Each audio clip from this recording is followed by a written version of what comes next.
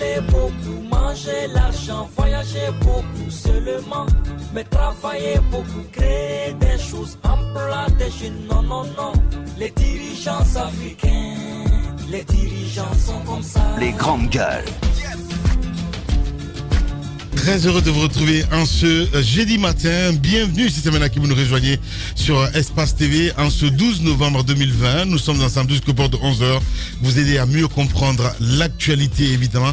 C'est le but qu'on s'est fixé à travers cette émission. Vous nous écoutez partout en Guinée, à travers le monde, via notre site internet, le www.espacefmguinée.info. Radio Espace disponible également sur les bouquets Canal+, et aussi Easy TV, hein, le nouveau bouquet de Canal+. Merci à vous tous à l'international. Vous êtes en Guinée. Merci aussi à évidemment à Star Times, évidemment, qui diffuse Espace TV à travers son bouquet. Maintenant, je vais sur plusieurs sujets s'intéresse au GG ce matin. Sécurité dans les marchés en période de trouble. Le gouvernement se penche sur la mise en place d'une brigade spéciale pour le commerce. On en parle ce matin. C'est l'une des mesures en tout cas envisagées. C'est l'une des mesures envisagées donc par le ministre du Commerce à l'occasion d'une récente rencontre avec les opérateurs économiques. Le ministre Boubacar Bari, Big Up, travaillerait aussi à stabiliser les prix des denrées de grande consommation sur le marché. Comment mettre en œuvre toutes ces mesures annoncées? Nous essayons de comprendre ce matin, mesdames et messieurs. Le ministre répond donc aux questions des GG. Boubacar Bari, il faut le dire, ministre du Commerce, ici en direct ce matin. Dans cette émission, les GG sur Radio Espace Guinée. Les dernières violences post-électorales ont causé donc du tort au monde paysan. Les vrais gens, on en parle ce matin. À Kumbam, dans la préfecture de Kankan, de nombreux éleveurs ont vu leur bétail complètement décimé. Des individus donc non encore inquiétés ont visé donc des troupeaux de bœufs et de moutons, apparemment à une centaine d'exploitants. Une perte énorme qu'ils souhaitent donc porter à la connaissance de l'opinion nationale. Il s'appelle Elhaj Seydou Diallo, il est éleveur. Eh bien, nous allons l'avoir ce matin. C'est notre invité d'ailleurs, évidemment, ce matin dans cette émission Les GG sur Radio Espace, avec cette équipe pour votre plaisir, évidemment. Bonjour Moussa Moïsila. Bonjour Lamine El Girassi dans ce studio qui finissait ce matin. Bien. Il fallait le sortir. Bien sûr un studio, un plateau kissien. Kissien, ouais, il fallait le sortir. Même si Diba n'est pas kissien. Ah oui, si, Milimono. Ah mais non, voilà, tu me déçois ce matin. Milimono. Non, mais pas forcément, hein, voilà. Milimono. Oui, t'es kissien aussi. Mais oui, aïe, ok, j'ai bien compris. Vous êtes terrible, Moussa, c'est pas possible. Bonjour Jacques Lewalino. Bonjour Lamine. Leno, voilà. Alors Kende. Ichokende. Alphonse Mara, bonjour. Alors La Guinée forestière à l'honneur. Balifa Cholo. Bon, tu vois, Roby, tu vas arrêter d'attaquer les gars. C'est pas possible. Et puis t'es un doc ici. Il est terrible ce garçon. Voilà, on s'intéresse évidemment. Bonjour à moi aussi. Oui, toi tu prends la parole. Mais toi tu as déjà dit bonjour. C'est ça le problème en fait avec Roby. Allez, on part ce matin du côté de Kindia. Les commerçants libèrent le centre commercial sans loi. On en parlait la semaine, il y a 2 semaines dans cette émission. 2 semaines. Alphonse Mara. On en parlait exactement. La situation est allée un peu plus vite hier parce qu'il y a plusieurs commerçants qui ont été obligés de vider les magasins face à cette instruction des autorités de déguerpir les lieux. Ce qui est étonnant, c'est l'allure qu'est en train de prendre les choses.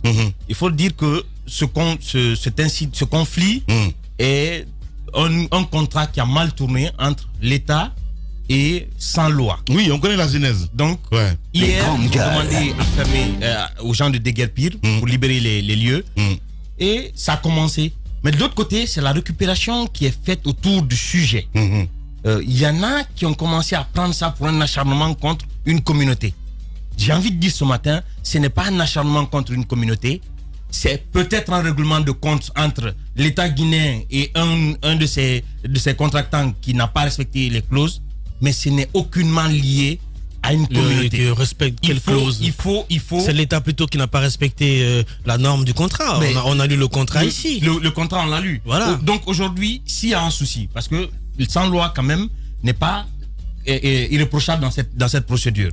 Depuis 2006, il n'a pas honoré sa part du contrat. Mais il n'est jamais écrit dans le contrat qu'après 3 mois, s'il n'a pas fini son centre commercial, qu'il fallait résilier. Non, pas du tout. Et c'est bien là. C'est pas après 7 ans qu'on va se rendre compte qu'il n'a pas fini son centre commercial. Soudainement, la question qu'on est en train de se poser, pourquoi c'est maintenant? Je ressors cette affaire de règlement de compte. Donc, sans loi, on connaît son positionnement face à ce que l'État fait. On connaît ses prises de position face aux décisions du gouvernement. On peut peut-être vouloir lui faire payer. Contre le troisième mandat, il faut le dire. Contre le troisième mandat, sa prise de position contre donc, le troisième mandat. Il faut le dire, c'est peut-être un règlement de compte. Il faut mettre le doigt dans la patte. Mais il ne faut pas en faire un sujet ethnique. Bien. Ça n'a aucun lien avec la communauté de sans loi. Merci c'est beaucoup. un règlement de compte avec sans loi. Allez-y, mon cher Moïse. Ce n'est pas parce qu'on l'appelle communément sans loi que c'est quelqu'un qui ne respecte pas la loi. Je pense que soit on a pris son petit nom pour lui crier toutes ses misères, ou bien on a décidé complètement, en mettant à l'écart toutes les procédures de règlement amiable de ce genre de dossier, pour dire on va lui faire payer son engagement politique. Ouais. Au-delà d'être sans loi, c'est un monsieur qui est quand même porté à la tête de la communauté alpolar dans notre pays, qui, en même titre que les patriarches de la Basse-Côte, de la Forêt, de la Moyenne Guinée, comment on appelle, de la Haute Guinée, parce qu'il y a quand même ces 3 patriarches, ces 4 patriarches, même si on a des bicéphalismes dans chaque région, se sont retrouvés à Tanene et ils ont dit ce qu'ils pensaient de cette histoire de 3e mandat. Sa prise de position a été tranchante face aux différentes tueries, aux violences qui ont touché les Guinéens dans leur chair. Il a dit ce qu'il pensait. Il a dit peut-être de façon crue, mais il a dit la vérité. Je pense que les véritables raisons de cet acharnement, parce que ça n'est un, contre ce monsieur, se trouvent là. C'est lié à son engagement politique. Parce que je vous le dis pourquoi. Combien de commerçants, si vous faites un peu d'enquête, vous vous rendrez compte qu'ils sont nombreux, ces commerçants-là, qui ont contractualisé avec l'État et qui ne respectent pas la lettre, tout le contrat, tous les termes du contrat avec l'État. Ils sont tranquilles. Tranquilles tant qu'ils continuent d'avoir une mollesse vis-à-vis des violations des droits de l'homme dans leur pays, tant qu'ils continuent de ne pas se mêler de ceux qu'on considère comme ceux qui ne les regardent pas, tant qu'ils continuent d'avoir le verbe doux, conciliant, accommodant vis-à-vis du régime. Les grandes gueules. Eux, on ne les inquiète pas du tout. Pour sans loi, c'est lui montrer que puisque politiquement tu es engagé contre le régime, tu prends position contre le 3e mandat, contre les violations des droits de l'homme en accusant chaque fois l'État guinéen, eh bien économiquement, nous allons t'atteindre. Ce n'est pas le premier cas. Je vous rappelle que malgré qu'il avait laissé tomber la gestion de la foire internationale de Conakry qui se tenait là, le coordinateur du FNDC, Abdraman Sano, il avait laissé la main depuis un certain nombre d'années. Mais on a absolument tout fait pour complètement, je dirais, vider du palais du peuple tous ceux qui avaient pris la relève de l'organisation de cette foire.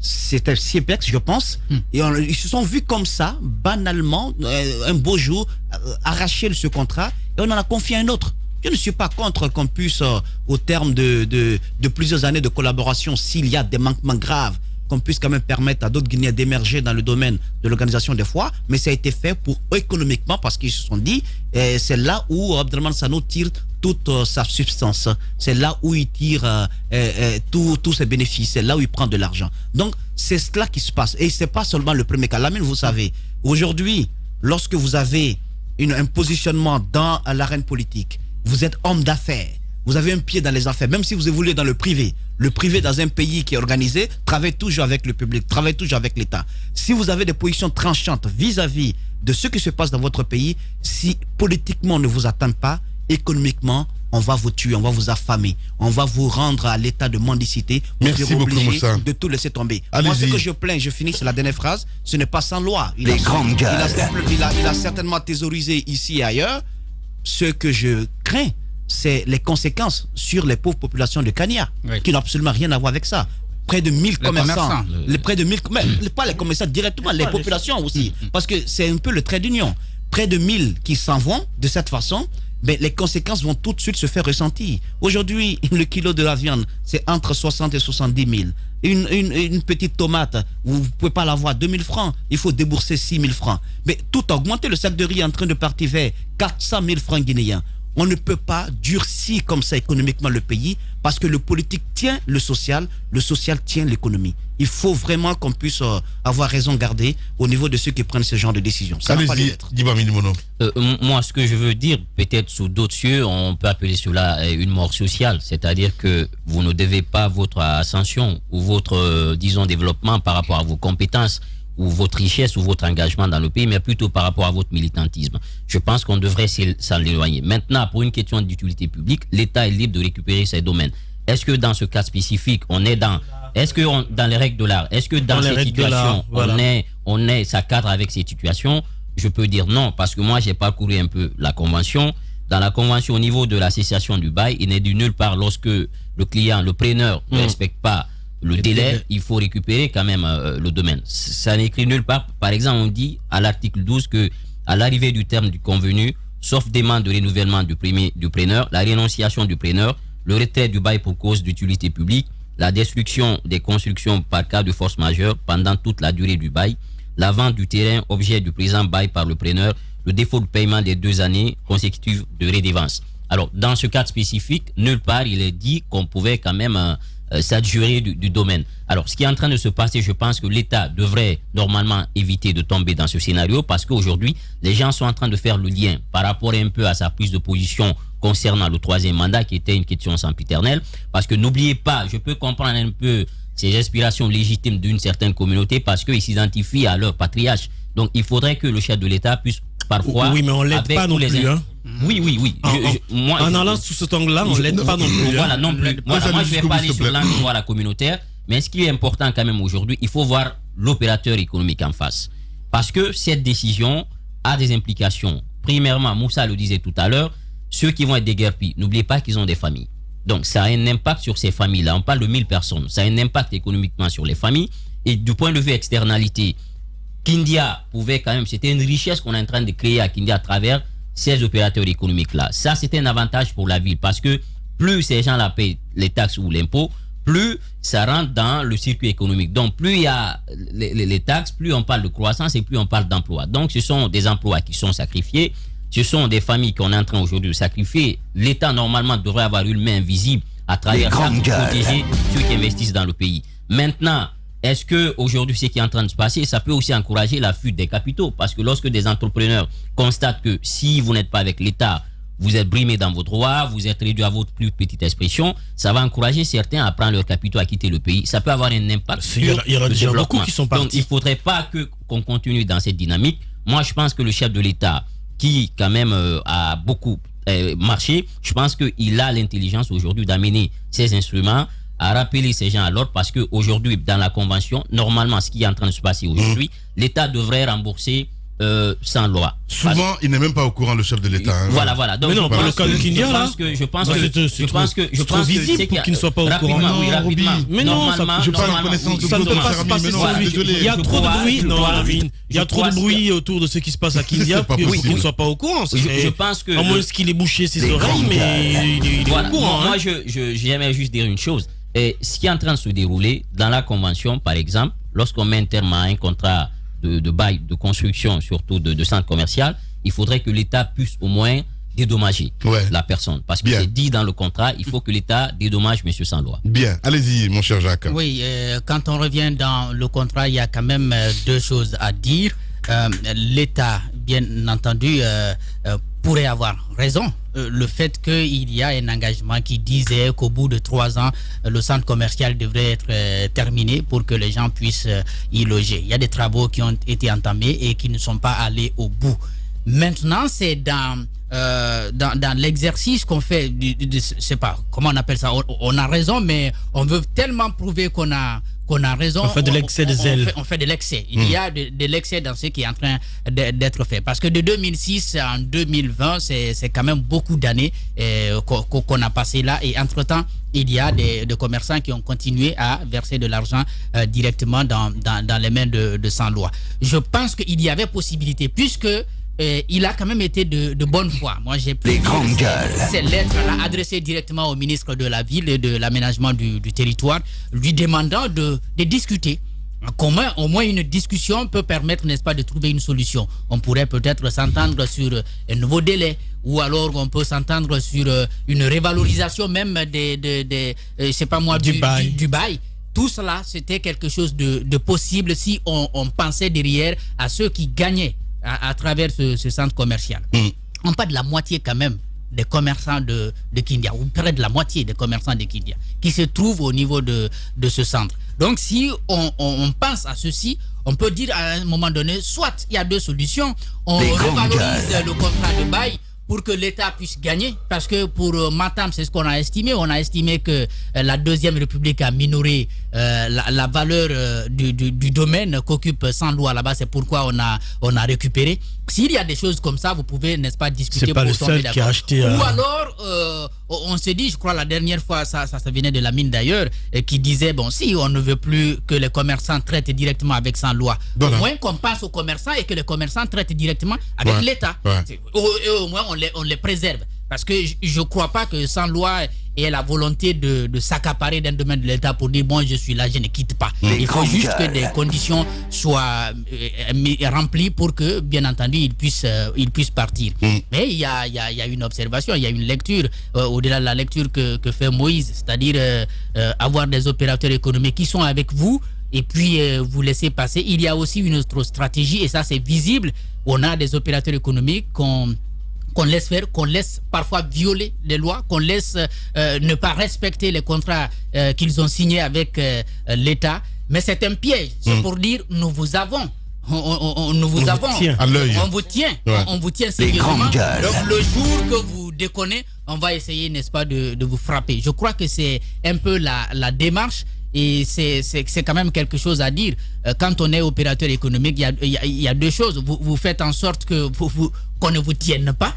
Comme ça, vous pouvez vous donner un certain nombre de libertés. Ça, c'est la première des choses. C'est vrai que beaucoup de libertés, même si vous êtes aussi en règle, on peut s'acharner contre vous. Mais lorsqu'il y a une petite raison, et bien entendu, les gens c'est vrai que du temps du régime précédent, je veux parler du régime de Lansana Conté, beaucoup de commerçants, de par leur accointance avec le président, ont eu beaucoup de privilèges à cette époque-là. Ils se sont énormément enrichis, pas dans les règles de l'art. C'était tellement facile que les procédures judiciaires ont été bâclées. Ils sont rattrapés, certes, par ça aujourd'hui, mais ce qu'il faut dire, c'est que au-delà de ces erreurs qu'ils ont commises sous le premier régime, ce qu'ils payent aujourd'hui, c'est qu'il y a un acharnement, véritable acharnement de l'État contre certains commerçants qui ne sont pas politiquement de leur avis. Il y a beaucoup qui ont plié bagages, ils ont déménagé leurs affaires en Guinée-Bissau, d'autres sont partis en Angola, d'autres sont partis au Sénégal, d'autres sont partis un peu partout. Ceux qui ont eu l'intelligence de comprendre avant, ils ont pris la poudre d'escampette et ils sont allés s'installer ailleurs bien longtemps. Malheureusement, lui, il est resté et on connaît ses positions politiques, on connaît ses déclarations va-t-en-guerre contre le troisième mandat, on connaît son amitié avec le Kuntigi de Tanene, on connaît aussi ses approchements avec le président du FDG. Donc, il paye cela. Mais, sauf que moi, ce que je dénonce, c'est que, après, Saint-Louis, il a aussi un recours, c'est qu'il peut porter plainte contre l'État. Il peut porter plainte contre qu'il soit remboursé de ce qui lui a exproprié aujourd'hui. Mais tout porte à croire, il faut pas lésiner sur les mots. Il y a un acharnement contre l'homme du point de vue de sa position politique. Et la récupération communautaire de cette histoire ne l'arrange pas du tout. Parce qu'on sait très bien le mésamour qui existe entre sa communauté et le pouvoir en place aujourd'hui. Je pense que ça n'a fait qu'exacerber la position de l'État vis-à-vis de lui. Mais tout porte à croire qu'aujourd'hui, le contrat, il est piétiné par l'État. Et sans loi, il ne peut rien. Mais tout ce qu'il peut faire, c'est porter plainte contre l'État. Allez-y, mon cher Moïse. Juste pour dire que un peu le cas de Dr Ousmane Kaba s'inscrit dans ce cadre. Ailleurs, on a vu des opérateurs économiques. Des opérateurs économiques. Sauf que lui, il a félicité le président. Oui, mais il n'a pas de choix. Je pense qu'il s'est un peu réveillé. C'est-à-dire le matin, si je félicite pas Kofi Annan. Ce qu'il a fait. Qu'est-ce que je vais devenir? C'est exactement. C'est ce que je veux dire, Roby. C'est que l'État a sorti l'artillerie pour tuer tout ce qui est opposant et qui est opérateur économique, quel qu'il soit, que vous ayez une université, que vous ayez un garage, que vous ayez une cabane ou je sais pas moi un dépôt de je ne sais quoi. Si vous êtes contre l'État, alors ils ont sorti l'artillerie lourde pour vous appauvrir. Personne n'a intérêt à être contre l'État. Dr Ousmane Kaba, il s'est réveillé le matin et il s'est dit si je félicite pas, Si je félicite pas, Kofi Annan va devenir quoi?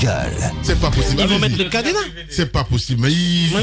Mais t'es vraiment débile parfois. Mais non, mais c'est je te vrai. jure, Non, contre l'État. le docteur Ousmane Kaba Mais quand même. qu'on a entendu tout le long de la campagne. Le docteur Ousmane Kaba qu'on a entendu Mais c'est politique ça, mon frère tirer Roby. à boulet rouge, Réveille-toi, à boulet Roby. rouge contre le pouvoir en Réveille-toi, place. Roby, c'est Moi, politique. je suis désolé. hier, quand j'ai lu Mais qu'il avait, quand quand j'ai lu, t'entends dire contre l'État, mais à un moment il faut que t'arrêtes quoi. quand j'ai lu, mais quand j'ai lu sa déclaration félicitant l'élection du président de la République, j'étais couché, mais j'ai bondi, hein. Ah bon? J'ai failli me retrouver par terre, hein. Allez-y. Sérieusement. On va essayer de l'appeler d'ailleurs. Bah oui, Je ce serait bien. voyais ça venir. Ce serait bien. Il faut qu'il nous explique, docteur Ousmane Kaba. Il faut que vous nous expliquiez si vous êtes là. C'est pas possible. Le discours Si vous du êtes là, perdant, le discours du perdant, il faut l'encourager. Bah oui. Si vous perdez une élection, c'est une Sauf que ça a pris du tradition temps, Comprends-toi, Diba. l'envers. Ça a pris du Allez-y. temps. Il a pris le temps de réfléchir à tout ça. Ça a pris Mais on le- attendait les résultats définitifs. Ouais, les résultats définitifs ont été proclamés depuis quand? Oui, C'est mais maintenant il y a qu'il le juste fait. une semaine. Je pense qu'il y a anguille sous roche. Il y a anguille sous roche. Bien. Et Allez-y. c'est à docteur Ousmane Kaba de nous Ça expliquer. t'apprendra. Voilà, allez-y. Monsieur le négociateur, allez-y. Non, pas du tout. Je laisse faire parce que Désolé, Moussa. Ben oui. il va finir par se taire. Et il l'a fait. Il va Ce quand même le faire. que je fais d'ailleurs. Voilà. Ce que je souhaitais dire. Les grandes gueules. Sous d'autres cieux, Mais vous êtes lorsque terrible, nous sommes- sincèrement. lorsque nous sommes dans un état C'est pas démocratique, possible. Ouais. les opérateurs économiques peuvent se mêler de la politique et même devenir chef d'État. On l'a vu dans plusieurs pays. Ouais. Talon est un homme d'affaires. Aux États-Unis, il y a eu des présidents qui vendaient de petits trucs qui sont devenus chefs d'État. Mais ce que je souhaite dire, les lectures dans ces pays démocratiques et chez nous, qui sommes en quête de démocratie ou qui avons une démocratie balbutiante, ben nous n'avons pas du tout la même réalité. Lorsque vous êtes homme d'affaires en Guinée et que vous vous mêlez de la politique, une politique qui n'est pas du tout du goût du régime en place, parce que l'État c'est quand même tout le monde, on ne peut pas se dresser contre l'État, Quand on même. se dresse contre un système, Ouais. contre un régime en place. Lorsque vous avez une telle politique, eh bien vos affaires risquent d'en prendre un coup. Vous risquez d'avoir du plomb dans Les l'aile. grandes gueules. Dr Ousmane Kaba a fait, je pense, ce qu'il fallait faire. Parce qu'il y va de la survie de tout son investissement. Quel que soit ce qu'on peut faire comme reproche en ce monsieur, l'argent qu'il a eu, le savoir qu'il a acquis, il a investi dans son pays. En même temps, C'est une preuve. de l'État l'a permis patriotisme. d'être là. Hein. Bah oui. Ah, ben voilà. Ah, exactement. Voilà. Quand vous dites l'État l'a permis d'être là, vous savez, l'État n'a pas besoin de donner des moyens aux gens pour être riches. L'État a l'obligation de créer les conditions sociales, économiques, financières. T'as l'impression d'être à la politiques fac ce matin. Hein. pour que. Là, comment ils Non, ont- mais je voulais vous faire voir. Sauf que d'autres, L'État sauf que dans le a contexte l'obligation- guinéen, l'État donne les moyens. Pas l'État. Bien. Prenez des caissons, donnez-nous des caisses à sous. On vous demande Oui. de créer les conditions de stabilité sociale. Ici, c'est le politique, contraire. Ici, c'est le pour contraire. que tous les commerçants puissent émerger. Cet opérateur, ce homme d'affaires, a donc investi dans un secteur névralgique. Ouais. S'il ne fait pas ce qu'il a fait, avec les prises d'opposition qu'on a connues de lui tranchantes durant la présidentielle, avec tout ce qu'il a eu comme signe précurseur dans le cadre de la lutte contre le troisième mandat, parce qu'il a Les été grandes le gueules. premier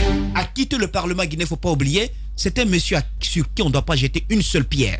Je pense qu'il a été logique. Non, jusqu'au mais bout. on peut appeler ça réel politique. Non, hein, il a- bon, c'est il quoi a- qu'on il dise. a Hein. été- il a On été- peut appeler ça réel Absolument. politique. Il a Non, à été- la reprocher de tout ce qui Voilà. se passe aujourd'hui. Demain, qui fusionne aussi PADES à ORPJ à Voilà. Cassel. Oui, Moi, c'est rien possible, ne hein. m'étonne. Je le sais, Il est réaliste. C'est aussi simple que ça. Il Voilà. a été logique jusqu'au bout. Oui. Il faut comprendre que quelquefois, il y a un temps pour la bataille. Le cas du mari de Magalé a été un signal, hein. C'est pas possible. a été un Il y a- signal il y a- fort, il y a- hein. Il y a un temps pour le compromis. Les grandes Ousmane Kaba gueules. a fait du réel politique. Je pense qu'il faut prendre ça. Il ne faut pas jeter Et tout à fait. des pierres contre lui. Merci beaucoup. J'étais en Allez-y, train de Diba. parler du Non, discours on de n'est pas en perdant. train de jeter des J'étais pierres. en train de parler du discours de perdant. Normalement, en démocratie, c'est une tradition. Justement. Ça se passe aux États-Unis. Voilà, partout Aujourd'hui, d'ailleurs. on reproche d'ailleurs à Donald Trump de prendre du temps. Ouais. Parce que tout le monde l'a fait. Ça fait 120 ans N'oubliez aux pas, États-Unis, on le n'oubliez fait. pas qu'ils ont dit n'oubliez pas que dans leur déclaration, ils ont dit qu'Alpha Condé ne serait jamais président. Bah, Oui, mais on ça, se c'est souvient de- ça, c'est on se ça. souvient de s'il te ces plaît, ça, c'est déclarations. politique, mon cher. Ouais, ami. mais on- Maintenant, non, mais c'est pas une question de aujourd'hui- réveiller. Réveille-toi, C'est pas une question de- aujourd'hui- Écoutez, aujourd'hui- qu'est-ce qu'il arrive le cas du mari de Makalé a été un signal fort. Putain, Ça a été un allez- signal fort pour eux. Et ils se sont dit, écoutez, si je me rallie pas, j'ai quand même, j'ai pas eu 5%. Déjà, j'ai perdu 800 millions sans compter ce que j'ai perdu dans toute la campagne. Je vais pas perdre. Et il se retourne, il regarde Kofi Annan, il dit, bah attends, je vais féliciter le président, sinon, ça aussi, je vais le perdre. Non, hein. je veux tout Les simplement grandes dire une gueules. chose. Nous sommes en politique. C'est le discours de perdant. Il a fait, il faut l'encourager. C'est tout. C'est valable pour les autres. Ouais. Maintenant, J'ai moi, pas je dit veux le parler contraire. de Ousmane Kaba, l'opérateur économique. moi j'ai étudié à Kofi Annan. Kofi Annan, quand même, c'était une vitrine en termes d'éducation dans le pays. Kofi Annan, ça l'est encore, oui. Oui. Kofi Annan aujourd'hui, quand vous partez, le climat qui prévaut sur le terrain, vous allez comprendre tout de suite qu'il y a une mort sociale qui plane sur lui, économiquement. Ouais. Donc il faut. Oui, mais partez à Kofi Annan aujourd'hui. Oui, l'État n'oriente plus. Je vous dis. Les orientations. Et le peu qu'il y a là-bas, on peut les retirer. Il a payé sa prise de position. Même, je pense qu'il se suffirait quelquefois, même certains parmi son entourage, des gens qui disaient, je pense qu'il n'aurait pas dû aller dans cette posture. Maintenant, aujourd'hui, il a fait ce discours, mais au-delà, je pense qu'en tant qu'entrepreneur, il faudrait que l'État puisse comprendre une chose. Nous sommes dans une économie de marché. Dans une économie de marché, le secteur privé est acteur de la production. Et lorsque vous aurez trouvé dans une telle situation, il est de la responsabilité de l'État de créer les conditions pour que ces gens-là se développent. Bien. Aujourd'hui, Ousmane Kaba, il a formé des générations. Il faut le reconnaître. Ils sont aujourd'hui en train de servir le pays. Il faut l'encourager dans ce sens. Il faut qu'on puisse lever quand même certaines choses pour l'aider à aller de l'avant. C'est valable aussi pour les fortunes du pays. Vous avez par exemple aujourd'hui le PDG de Sonoco, Elhadji Mamad Salih Diallo. Vous avez KPC. Lui, il est avec tous les pouvoirs. Juste un exemple. C'est le plus intelligent des opérateurs économiques. Vous avez Antonio Soare, vous avez aujourd'hui Sandoa. Il est de la responsabilité de l'État de protéger ses fortunes, parce qu'en les protégeant, on protège l'emploi, on protège les familles, on protège d'ailleurs l'économie du pays. Parce que ce qu'ils sont en train de faire, ils participent à l'enrichissement de notre économie. Il y a quand même un message qu'on envoie derrière. C'est peut-être de dire, si vous avez l'argent, laissez la politique. Si vous n'avez pas d'argent et que vous n'avez rien à proposer au pays, lancez-vous en politique, mentez beaucoup et puis faites-vous de l'argent. Faites-vous de l'argent. C'est ce qui se passe aujourd'hui.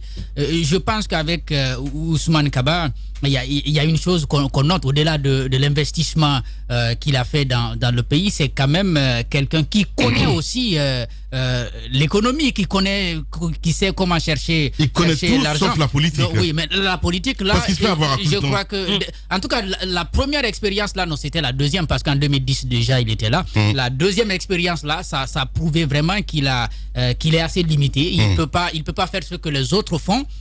L'audace que les autres ont, je crois, il ne l'a pas suffisamment, et on a pu vraiment le sentir. Maintenant, ce qu'il faut dire, c'est que ça ne peut pas marcher comme ça. On ne peut pas continuer à gérer le pays de cette façon, à intimider tout le monde, à mettre tout le monde au pas. C'est à la Poutine, malheureusement. Les autres font dans le consensus. C'est à la crois que pour le président Alpha Condé, c'est soit avec moi obligatoirement, ou alors je t'affaiblis. Poutine lui met en prison carrément. Il met les opérateurs économiques fortunés qui sont contre lui il les met en prison, il crée un procès, il les met en prison. Encore ici que ça se passe dans le sens du poil. Ce que je vous ai dit, c'est que vous avez deux catégories. Vous avez un choix. Soit vous faites comme Elhadji Kenyeko, qui lui s'affiche complètement avec le pouvoir, malgré qu'on a voulu ces derniers temps le drainer dans le sillage communautaire en appelant au boycott de ses produits, etc. Lors de ces violences. Il y a eu beaucoup d'appels au boycott des produits de Sonoco. Soit vous êtes comme lui, ou vous êtes comme Bobo Denke, vous faites profil bas. Vous n'êtes pas, mais vous ne vous faites pas trop montrer, c'est plus doux, vous comprenez? Ou vous êtes comme les sans-loi, vous vous braquez contre l'État et l'État après vous tue. Donc je pense que c'est ce que Dr Ousmane Kaba, il a visé le juste milieu. Donc Bobo Denke, il est bizarre, hein? Pardon? Et Bobo Denke, il est bizarre. Oui, hein? mais enfin, je vais pas dire bizarre, mais si. Il sait bien jouer son jeu. C'est bien joué. Il est pas. La sincérité, il est pas visible. Mais non, il est pas visible, mais il est avec quand même. Tout le temps. Elle est couille. Oui, mais il joue le jeu. Mais il joue le bon jeu. Est-ce qu'il a une seule cheveu tiré par l'État? Non. Jamais. Un seul cheveu n'est pas tiré par l'État. Donc ce que je veux dire. Il est bizarre. Il est bizarre. Ça, c'est vous qui le dites. Je le dis parce que je le pense. Je sais pas. Moi, je sais pas qu'il est bizarre. Voilà. Moi, je sais qu'il joue bien le jeu. Non, tu vas pas couper la parole. Je sais qu'il joue bien le jeu. Et donc, vous êtes dans les trois catégories. C'est à vous de faire le choix. Dangote le dit souvent, un opérateur économique, c'est celui qui lit entre les lignes politiques et se positionne vers le gagnant. Aujourd'hui, ceux qui perdent, ils payent ceux qui n'ont pas vu. Hein. Heureusement que Corona va passer. Et chacun va. Qu'est-ce que tu en sais? Il y a les deuxièmes vagues qui restent chez toi là. Je parle de masques chez moi. En France là-bas. Non. On parle de Bobo Denke. Roby. Voilà, c'est important. Allez. Il est pas bizarre. Bien. Il est bizarre. Non, mais il est... Chaque matin dès 9h sur Radio Espace Guinée et sur nos radios partenaires, Écoutez un show radio-télé unique en Guinée, les GG. Pendant 2 heures, l'équipe des GG de Radio Espace Guinée s'applique à partager l'actualité au plus près du quotidien des Guinéens. Un rendez-vous exceptionnel mêlant infos en direct, débats autour de l'actualité, réactions et interventions d'experts. En simultané sur Espace TV. Évidemment aussi sur Espace TV, mesdames et messieurs, en direct ce matin chez nous, Boubacar Bari, ministre du Commerce. Big up, bonjour et bienvenue. Bonjour Guirassi, big up à vos collaborateurs. Big up. Bienvenue à cette émission, monsieur le ministre. On le sait très bien, pendant ces troubles dans le pays, les commerçants avaient fermé boutiques et magasins.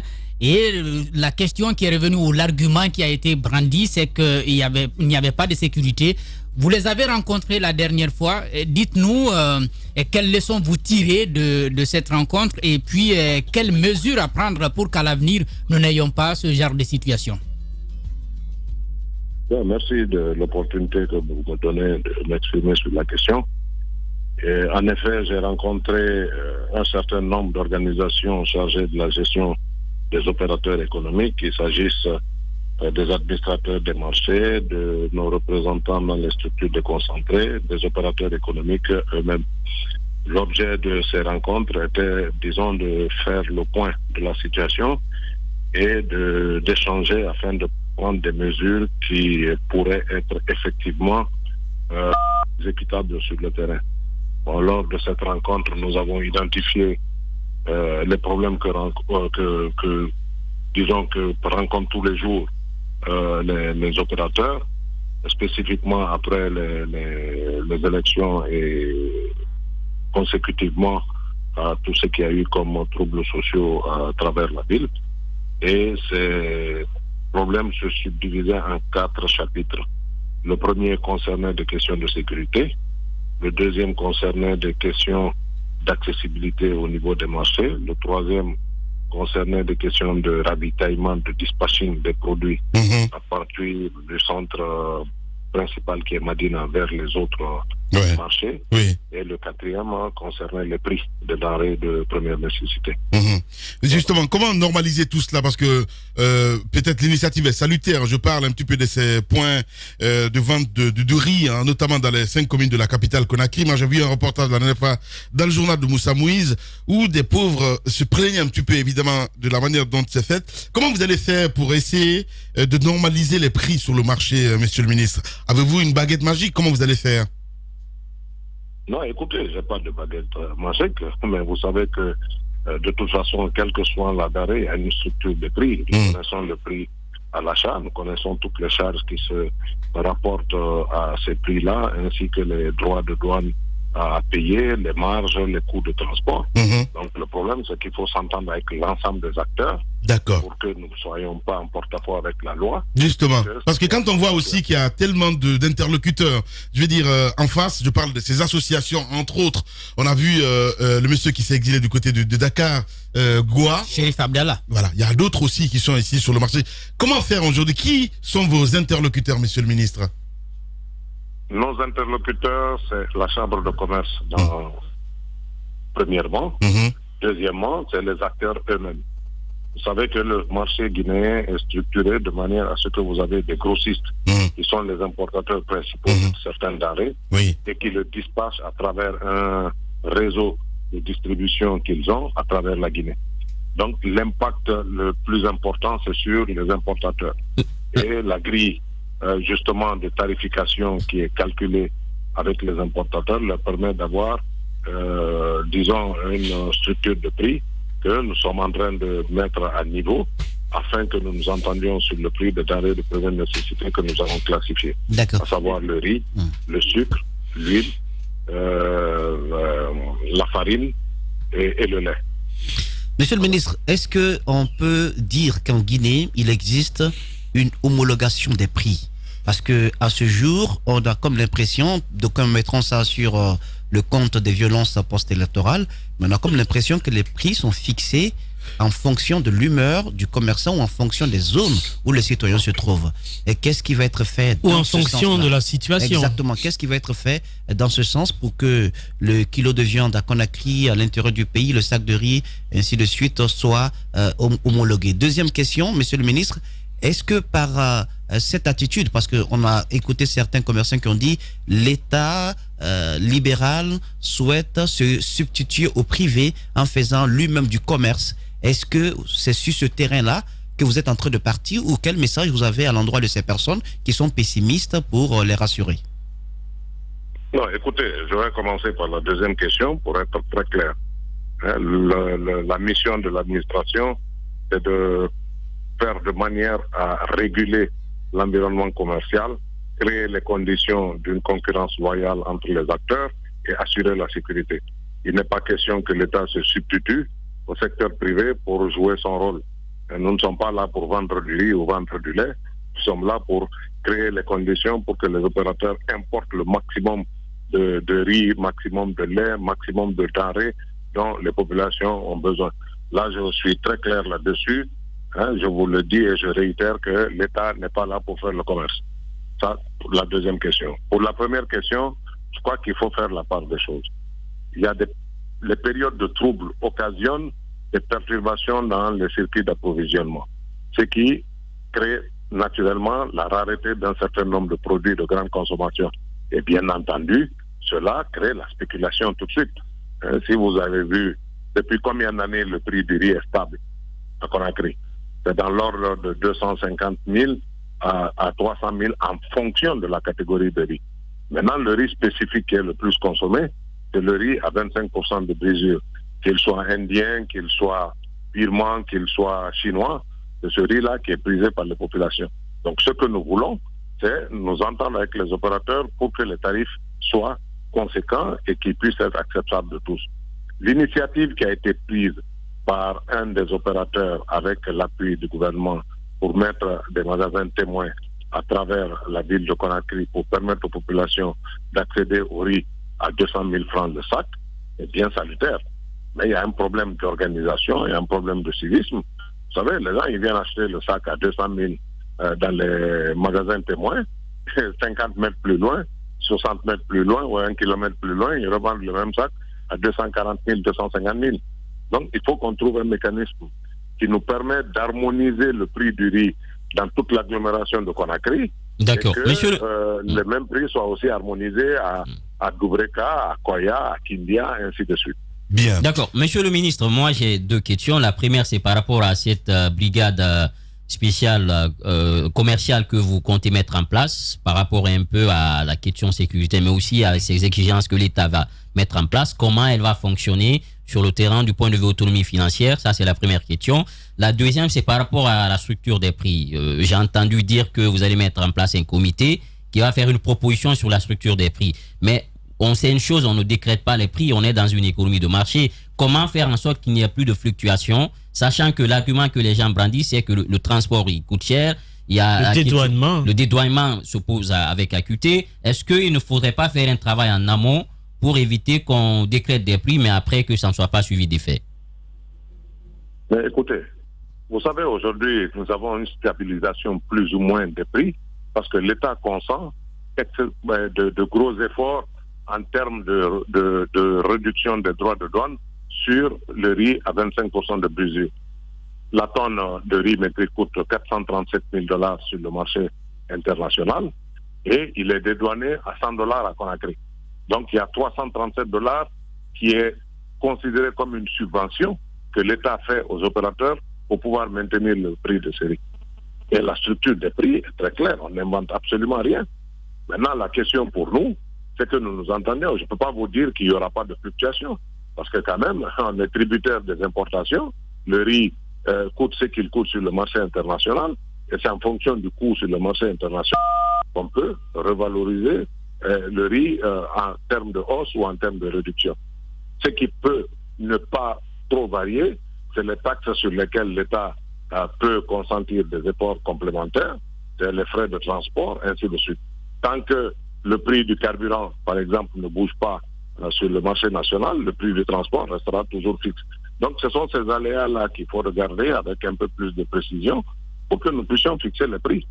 Bien. On peut tous les mois ou tous les 3 mois prendre un acte officiel du ministre du Commerce qui fixe les prix des denrées de première nécessité et qui peuvent être revus en fonction des coûts du marché. Justement. Donc maintenant, pour ce qui concerne la brigade commerciale, c'est pas une décision qui vient d'être prise, c'est une décision qui a été prise déjà par son Excellence Monsieur le Président de la République, à l'image de la brigade de gendarmerie qui est à l'habitat, mettre une brigade pour nous appuyer dans le travail que nous faisons au quotidien, parce que vous savez que les gens sont réfractaires, il y a une question quand même d'autorité de l'État qui s'oppose.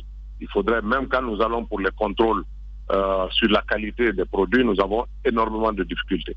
Sans compter que avec les faussaires qui travaillent, on essaie de promouvoir, disons, des produits locaux tels que les tissus Kendeli et ainsi de suite. Et vous voyez qu'il y a des imitations qui sont faites en Chine pour inonder le marché. Donc il faut qu'on ait une force publique dédiée spécifiquement à ça pour nous permettre de faire notre travail. Bien. Troisièmement, ne perdez pas de vue de l'état actuel des choses. Regardez la ville. Chacun est en train de s'installer là où il veut pour vendre comme il veut. Les trottoirs sont occupés partout. Il y a des petites boutiques qui sont mises mobiles, qui sont installées à travers la ville de façon anarchique. Il faut mettre de l'ordre dans tout ça. Il est vrai que même les espaces qui ont été réservés à l'époque pour les grands équipements tels que les espaces de jeu pour les enfants, tels que les marchés, tels que les centres de santé, ainsi de suite, à travers la capitale, ont tous été occupés en termes de construction. Ouais. Donc l'État a décidé de passer, disons, à une autre dimension. Nous allons lancer la construction du grand marché de Conakry, qui est situé à Kagbele, donc qui va être à côté du port sec, pour que toutes les activités aujourd'hui qui sont centralisées dans l'agglomération puissent aller en périphérie et qu'à partir de la périphérie, le dispatching puisse être fait et à l'intérieur de la capitale et vers l'intérieur du pays. Justement. Donc, voilà mais comment vous allez faire, monsieur le ministre? Voilà, c'est bien, c'est salutaire. Hein. Vous entendre ce matin, on se dit, on va mettre de l'ordre, c'est bien tout ça, mais comment vous allez vous y prendre? J'étais la semaine dernière du côté de Kaloum où j'ai réalisé un documentaire en ce moment. J'étais bluffé de voir un commerçant qui me dit, c'est la mairie qui m'a installé là. Et j'étais même avec Madame Touré, évidemment, nous sommes allés voir juste à côté du stade de la mission, justement. Donc, comment vous allez vous prendre? Parce que ces gens-là ne s'installent pas comme ça. Ici, n'ont pas l'autorisation des hôtels de ville. Bien entendu qu'ils ne s'installent pas comme ça. Les mairies sont sous, les marchés et les espaces commerciaux sont sous la tutelle des mairies. C'est un travail d'ensemble qu'il faut faire avec le ministère de l'administration du territoire et les communes pour que nous puissions fonctionner quand même comme tout un pays normal. D'accord. On ne peut pas vendre partout. On peut pas... vous avez vu sur les trottoirs, on fait de la cuisine, les gens mangent dans une insalubrité qui ne dit pas son nom. Les véhicules ne peuvent plus avoir de parking parce que tous les espaces de parking sont occupés. Les piétons et les motos et les véhicules sont sur la grande chaussée alors qu'il y a des trottoirs qui sont prévus pour cela et qui sont occupés aujourd'hui par des espaces commerciaux, par des espaces de vente. Donc il faut mettre de l'ordre. On n'a pas d'autre choix, il faut mettre de l'ordre. Big up ce matin en direct chez les GG, ministre du Commerce. Allez-y, Alphonse. Monsieur le ministre, bien que la mise en place de la brigade soit salutaire, la question que j'ai envie de poser au nom de ces commerçants-là, c'est comment éviter que cette brigade soit une entité de raquette des commerçants? Non, écoutez, vous savez, quand on met en place une structure, on la met avec un certain nombre de prérogatives et de garde-fous. Bon, cette brigade, nous sommes en train de réfléchir avec le ministère de la Défense pour que cette structure se mette en place. Vous avez vu que la brigade de l'habitat, je pense qu'elle fonctionne très bien. Il n'y a pas d'animosité là-dessus et il n'y a pas d'animosité dessus. L'essentiel est que les gens puissent travailler conséquemment et bien entendu, toutes les pénalités que nous pourrons tirer de ces opérations-là pourront permettre de donner des primes à ces intervenants pour qu'ils puissent, disons, répondre positivement aux missions qu'on va leur donner. Monsieur le ministre, récemment, vous avez rencontré certains opérateurs économiques. Je sais que c'est une rencontre revient souvent. Il ressort quoi de vos discussions avec eux, ces opérateurs économiques? Est-ce qu'ils sont plutôt conciliants vis-à-vis de certains reproches de l'État? Et de l'autre côté, est-ce que l'État aussi est réceptif quand ils viennent vous poser leurs problèmes? Qu'est-ce qui ressort souvent de vos rencontres avec eux? Bon, écoutez, le simple fait qu'on se rencontre régulièrement démontre que nous avons des relations saines. Il y a des relations de confiance. Il est important que nous puissions discuter. Ils font des affaires et l'État est celui qui donne le plus de marchés possible ou qui favorise le plus de marchés possible. Donc, ils ont intérêt à coopérer avec l'État. L'État également a intérêt à coopérer avec eux parce qu'ils sont les plus gros contribuables. Que les hommes d'affaires, les sociétés industrielles, les commerçants qui sont sur le terrain qu'on néglige des fois, mais ce sont de très gros contribuables. Donc c'est tout à fait normal que nous puissions nous entendre et chaque fois que c'est nécessaire que nous puissions nous consulter pour harmoniser nos points de vue. Aujourd'hui, la difficulté que nous avons justement, c'est que les structures du commerce, telles que la Chambre, n'a pas encore toutes ces tentacules à travers le pays et nous avons beaucoup de difficultés. Donc la priorité aussi que nous nous sommes donnés, c'est de mettre en place une chambre par rapport à la chambre, justement, monsieur le ministre, par rapport à la chambre représentative des acteurs. Monsieur le ministre, par rapport à la chambre de commerce, oui, je sais que la démarche a commencé au temps du ministre Marc Yombono et ce n'est jamais allé jusqu'au bout.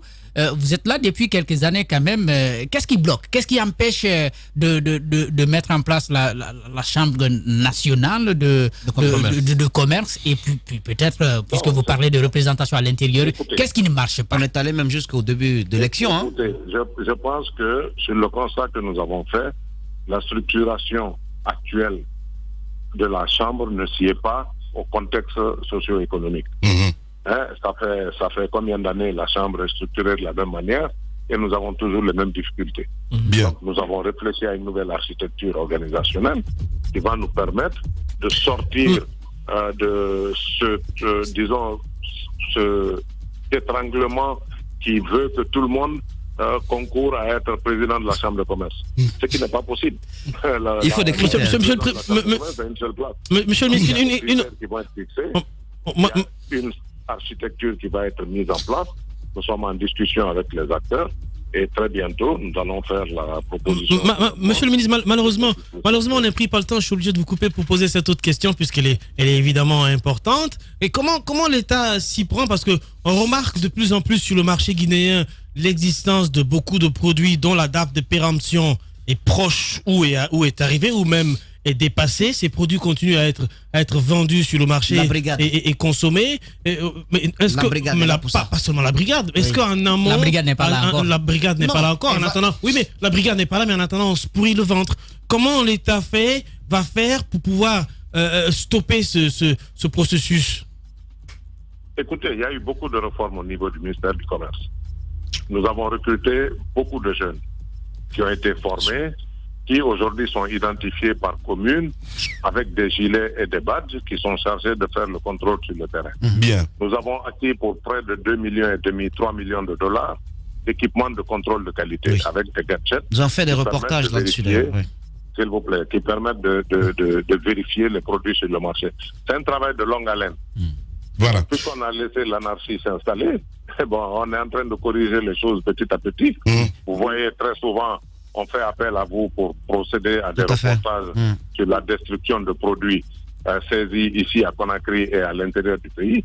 Donc nous sommes en train de travailler et sensibiliser aussi les acteurs. On va vous donner quelques tueurs d'ailleurs à la chute en ce qui concerne ces produits-là, parce que la gendarmerie n'est pas... La deuxième chose qui va être importante sur le contrôle de ces produits, c'est que nous avons initié un projet d'estampillage de tous les produits qui vont rentrer sur le territoire national. Avec cet estampillage-là, ça va être très facile de contrôler les produits qui rentrent, de savoir quelles sont les dates de validité, afin que nous puissions retirer du marché. Et aussi sensibiliser les commerçants. Parce que c'est criminel de vendre un produit qui est périmé. Bien sûr. Monsieur le ministre... C'est criminel de vendre un produit qui est... Donc on peut sanctionner par la loi et ça peut vous amener même devant les tribunaux. Est-ce que vous vous sentez concerné, monsieur le ministre, par la situation qui prévaut au centre commercial San Loya à Kindia, quand on sait que des commerçants sont sommés de libérer les lieux? C'est un secteur qui vous concerne? Est-ce que cette situation vous concerne? Première question. Deuxième question, monsieur le ministre, peut-on être fier lorsque le soir, dans notre assiette, c'est l'agriculteur du Bangladesh, du Vietnam, de l'Inde qui nous nourrit? Qu'est-ce qu'on fait de ces petits opérateurs qui ont commencé déjà à installer des unités de transformation de riz comme Bobodenke, mais aussi du côté de Koundara? Il y a 3 usines qui sont déjà là. Comment on fait pour que l'agriculteur guinéen puisse au moins nourrir le Guinéen? Écoutez, la question de la consommation de l'importation, la faute est à qui? À tout le monde. Je pense que l'État a créé tellement de conditions pour aider le secteur agricole que ça pose problème. Tout le monde est en train de faire le petit commerce. Quel mécanisme magique on peut mettre en place pour inciter les opérateurs économiques et industriels à aller vers l'agriculture? Même les unités de transformation que nous avons, la matière première pour la plupart est importée. Pourquoi ne pas faire des champs agricoles pour avoir la matière première ici? Voilà les questions qui se posent. Je me rappelle qu'en 2010, j'avais plus ou moins géré cette histoire de riz quand j'étais ministre d'État avec le CNDB. On importait 300 000 tonnes. Aujourd'hui, on importe 700 000 tonnes. Qu'est-ce qui explique qu'en 10 ans, nous passons du simple au double? C'est quand même, ça pose problème. Et aussi, voir aussi nos habitudes alimentaires. Et comme je vous l'ai dit toujours, ici on déjeune avec le riz, le petit déjeuner riz, dîner riz. Et bien entendu, si vous prenez une famille moyenne de 10 personnes et avec la consommation qu'il faut par personne, vous imaginez les volumes de riz dont on a besoin annuellement. Voilà. Donc il faut qu'il y ait un effort tel que l'État l'a initié. Le président de la République a lancé beaucoup d'initiatives présidentielles pour booster et accompagner le secteur agricole. Il faut que nos parents fassent confiance et sachent que le moteur du développement de notre pays, c'est pas les mines, c'est l'agriculture.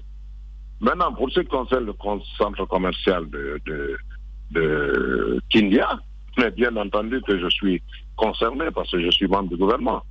Donc quand une décision est prise par le gouvernement, au-delà du fait que je sois ministre du Commerce, quand une décision est prise par le gouvernement, je suis solidaire de cette décision et je veille à son application. Bon, il est vrai qu'il y a un bail entre un opérateur et l'administration. C'est le ministère de la Ville qui gère le contenu du bail et qui a les prérogatives de valoriser les bails ou les baux, pardon, ou de les interrompre. Donc, il faut laisser au ministère de l'Habitat de faire le point. Nous sommes en train de discuter avec la Chambre régionale pour voir les alternatives éventuelles pour accompagner les commerçants. Voilà. Ça, c'est le rôle de l'État. Hein. Ouais. Le rôle de l'État, c'est de veiller à ce que chacun puisse développer son activité en toute quiétude, en toute sérénité, au bénéfice et de l'État en termes de taxes et des populations pour pouvoir accéder aux denrées de première nécessité. Mais le rôle aussi du ministère, c'était d'intervenir pour préserver les emplois. Je le disais tantôt dans cette émission Big Up. Vous n'avez pas vous n'êtes pas impliqué pour demander à ce qu'on puisse reprendre, je vais dire, le centre commercial, parce que vous dites le commerçant n'a pas respecté ses engagements. Une manière de garder ces commerçants dans leur lieu de travail du côté de Kindia. Non, Guédassi, je viens de vous dire, j'ai dit que la Chambre régionale de Kindia est en train de travailler avec la direction préfectorale du commerce sur ces questions-là. Donc j'attends que les rapports me soient... Ça pourrait... Donc il y a de l'espoir. Ça pourrait être une solution... Ça pourrait être une solution possible. Une décision pour faire des propositions au gouvernement par rapport à la situation des opérateurs. Bien. Voilà. Big up. Je ne peux pas mettre la charrue avant. Non, je comprends. En même temps, je dirais tantôt que vous allez réussir, évidemment, parce que ces commerçants n'ont pas un endroit où partir, et ça, c'est très important. Big up, merci beaucoup, en tout cas, d'avoir accepté notre invitation ce matin. Et on vous souhaite bonne journée du côté de Kaloum. Merci beaucoup. Merci à vous, et big up à vous. Big up à vous. Big up, voilà, à l'instant, le ministre du Commerce, donc, Boubacar Bari, il était en direct ce matin dans cette émission Les GG. Dans la deuxième partie, mesdames et messieurs, on parlera des vrais Jean, on s'intéresse évidemment à cette autre actualité. Les dernières violences post-électorales donc ont causé du tort au monde paysan. À Kumbam, dans la préfecture de Kankan, de nombreux éleveurs donc ont vu leur bétail complètement décimé. On en parle ce matin. Des individus non encore inquiétés donc ont visé des troupeaux de bœufs et des moutons donc appartenant donc à une centaine d'exploitants. Une perte énorme qu'ils souhaitent donc porter à la connaissance de l'opinion nationale. Et là, Saïdou Diallo, il est éleveur, il sera en direct, il sera avec nous d'ailleurs dans ce studio ce matin, dans cette émission Les GG. Roby, on a écouté Boubacar Barry Bigop, évidemment parce qu'on a encore une minute. Bien sûr, on l'a écouté. L'espoir est permis. Oui, mais l'espoir est permis, surtout son engagement à résoudre le problème des 1000 commerçants qui sont déguerpis du côté, puisqu'il faut utiliser le mot comme ça, déguerpis. Depuis hier nuit, l'opération de dégagisme a commencé du côté du centre commercial de Kindia. L'État peut régler son problème avec son loi, mais franchement, aider les 1000 à trouver de la place et à continuer leur petit commerce, c'est beaucoup de familles qui en dépendent. Voilà, bien dit. Allez, on revient, mesdames et messieurs, à 10h évidemment, 10h07 exactement, voilà, avec vous. Merci à vous qui nous rejoignez sur Espace Fouta. Vendredi prochain, c'est un vendredi 13.